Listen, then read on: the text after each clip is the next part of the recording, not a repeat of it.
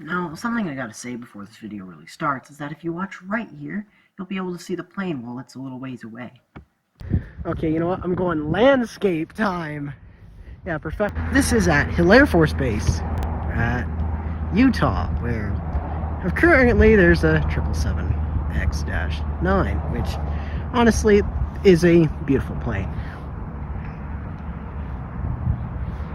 I mean, look at, he didn't touch the ground at all. I thought he was doing touch and goes, but no, he's just doing flybys.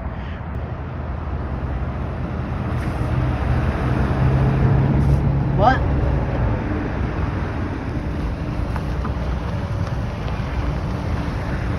I know, I just gotta wait for it to fly.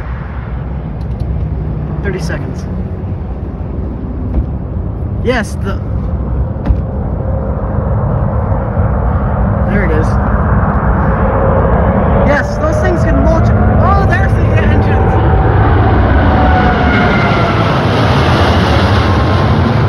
That's something you don't see every day. And at this point, it is time to end this video because you probably don't want to listen to my voice cracks for another 15 seconds. Thanks for watching.